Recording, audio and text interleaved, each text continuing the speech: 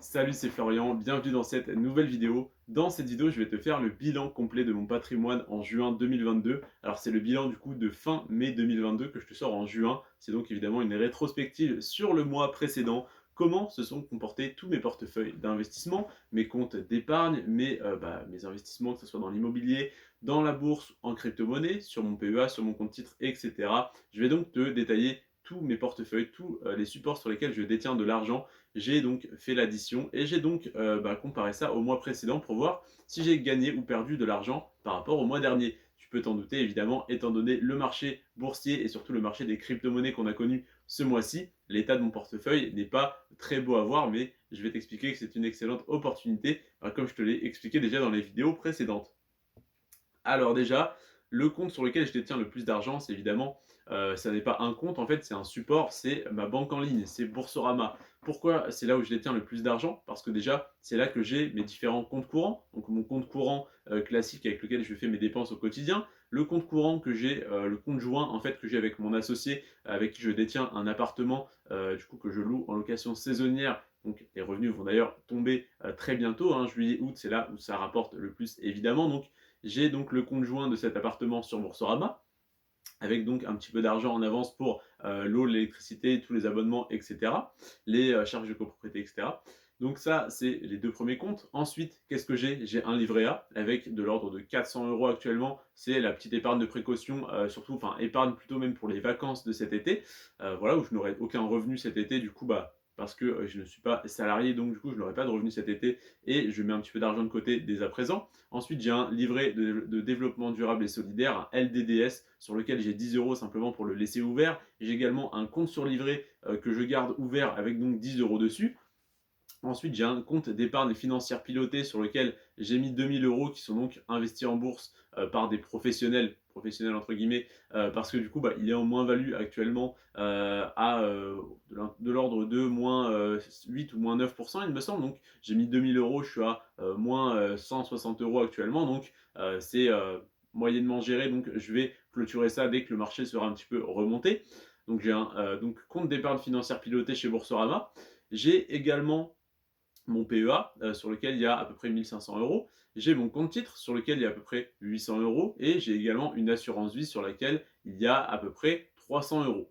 Donc voilà, du coup, j'ai 9 comptes sur Boursorama. Ces 9 comptes totalisent 5005 euros. Donc j'ai voilà, 5005 euros sur Boursorama actuellement. J'ai également de l'argent sur crypto.com. C'est donc une application que j'utilise pour investir en crypto-monnaie dans le CRO, dans le Chronos. Donc c'est la crypto-monnaie de crypto.com. J'ai 705 euros sur cette application, dont la plupart sont investis en CRO et il y a 25 euros en cash, il me semble, ou 30 euros en cash. Ensuite, j'ai de l'argent sur Brix, la plateforme donc de financement immobilier participatif, qui te permet donc tous les mois de recevoir des loyers de différents immeubles et de revendre tes parts d'immeubles avec une plus-value potentielle de jusqu'à 10%. Brix, j'ai 305 euros actuellement, 305 et des centimes, hein, à chaque fois je te compte pas les centimes. Ensuite, j'ai 90 euros sur Metamask. J'ai également, donc Metamask, c'est un portefeuille de crypto-monnaies décentralisé que j'ai sur mon ordinateur. J'ai également 652 euros sur Binance. C'est un autre portefeuille de crypto-monnaie, le plus connu, hein. Voilà, tous les liens sont en description d'ailleurs si ça t'intéresse. Tu as des bonus pour tous les liens. Et j'ai également 95 euros sur Maillard. C'est également une autre application qui te permet de détenir des crypto-monnaies et principalement de l'e-gold, de l'EGLD. Donc le total est de 6 842 euros. Donc ça, c'est le total de tous mes investissements liquides, entre guillemets, donc de tous mes portefeuilles d'investissement différents. J'ai également investi 24 000 euros cash dans un appartement avec mon associé qui a investi 36 000, donc j'ai 40% des parts de cet appartement. Les 24 000 euros investis dans cet appartement sont donc immobilisés, donc pour l'instant, je n'ai pas comme projet de revendre, bien sûr, même si je pourrais déjà revendre avec une plus-value, parce que j'ai fait de l'ameublement avec mon associé et du coup, on a une plus-value latente qui a l'air relativement intéressante parce que du coup, on l'a acquis pour 55 000 euros et donc 60 000 avec les frais de notaire compris. Donc du coup, là, on pourrait le revendre aux alentours des 75 000 euros si on se base sur les prix du marché. Donc ça pourrait déjà réaliser une belle plus-value, mais je l'ai simplement acheté pour l'expérience, tout simplement d'avoir un appartement, de le rénover, en tout cas de refaire de l'ameublement, un petit peu de décoration, de carrelage, etc., retirer les portes, repeindre certaines choses, faire un peu d'électricité, tout simplement pour l'expérience, pour apprendre à gérer un appartement. Là, je l'ai mis en agence pour l'instant, enfin on l'a mis en agence du coup pour l'instant, et mon associé s'est proposé en fait de le gérer. Donc du coup, bah, je lui ai accordé ça, et donc on va voir tout simplement en le gérant nous-mêmes combien cet appartement nous rapporte. Donc on va potentiellement avoir plus de revenus, et le jour où on veut le revendre, on donnera donc les chiffres des locations qu'on a su avoir, et donc on le vendra sur la rentabilité qu'on a eue, donc on le vendra sûrement encore plus que 75 000 euros, donc tant mieux pour ça. Donc du coup, voilà, pour l'instant, j'ai cet investissement de 24 000 euros qui est immobilisé, qui du coup, si on revendait, s'élèverait peut-être pour moi à 27, 28, voire 30 000 euros. Et du coup, je ne compte pas ça dans mon patrimoine, parce que là, je parle simplement de mes comptes d'investissement. Donc sur mes comptes d'investissement, je suis à 6 842 euros. Donc si on rajoute les 24 000 de l'appartement, je suis à un peu plus de 30 000 euros. Mais là, rien que pour les investissements liquides, j'ai 6 842 euros. Si jamais je revendais tout, que je renvoyais tout vers mon compte demain, j'aurais 6 842 euros disponibles. Donc ça représente quand même moins 118 euros par rapport au mois d'avril. Donc par rapport à fin avril, quand j'ai fait le bilan, j'avais 118 euros de plus dans mon portefeuille. Donc ce mois-ci, j'ai épargné, j'ai investi peut-être 500 ou 600 euros, et je suis quand même en négatif. Donc c'est-à-dire qu'en rajoutant 600 euros, je suis en négatif de 118 euros. Donc j'ai perdu entre 600, 700, peut-être même 800 euros ce mois-ci. Je pense plutôt 600, 700 ce mois-ci. Donc tout simplement parce que le marché des crypto-monnaies a fortement baissé. J'ai perdu pratiquement 594 euros en crypto-monnaie ce mois-ci. J'ai perdu 119 plus 5, j'ai perdu donc 124 euros en bourse ce mois-ci. Donc voilà, j'ai perdu un peu plus de, on va dire, 600, 650 euros globalement ce mois-ci. Et ce que j'ai gagné à côté en immobilier, sur Brix, etc., n'a évidemment pas compensé tout ça. J'ai reçu quelques dividendes sur mon PEA, ça rééquilibre un peu la balance, mais bon, je suis quand même en moins-value de près de 600 euros, de près de même 700 euros.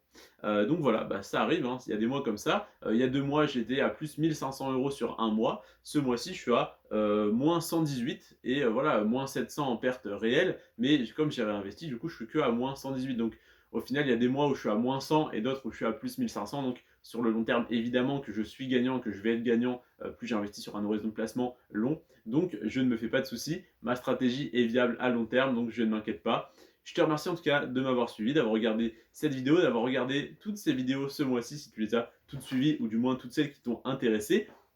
On est donc le 30 juin. Je te souhaite de bonnes vacances si jamais tu es en vacances en juillet. En tout cas, on se retrouve dès demain pour une nouvelle vidéo, où du coup je te fais une vidéo demain sur les ETF pour PEA, donc sur les 5 meilleurs ETF pour PEA du mois de juin 2022. Donc ça sera marqué juillet dans la vidéo parce que ça sera la vidéo de juillet sur la rétrospective du mois de juin. Donc ça sera mes 5 meilleurs ETF pour PEA en juillet 2022. Ce sera les 5 qui ont le plus évolué sur le mois de juin. Je te laisse regarder ça demain à 17h, et on est reparti pour cette série de 30 vidéos tous les mois. Je te rappelle, hein, tous les jours à 17h, les vidéos qui sortent, c'est les 30 mêmes vidéos tous les mois. Donc n'hésite pas à t'abonner pour avoir tous les mois les infos sur les meilleures actions de croissance à acheter ce mois-ci, les meilleures actions à dividendes pour compte titre, pour PEA, les meilleurs ETF, également les meilleures crypto-monnaies de ce mois-ci, les meilleures crypto-monnaies à acheter ce mois-ci, donc celles qui ont le plus baissé, parmi le top 20, top 30 évidemment. Ensuite, tous les bilans, Brix, ma chaîne YouTube, mon PEA, mon compte titre, mes investissements en crypto-monnaie,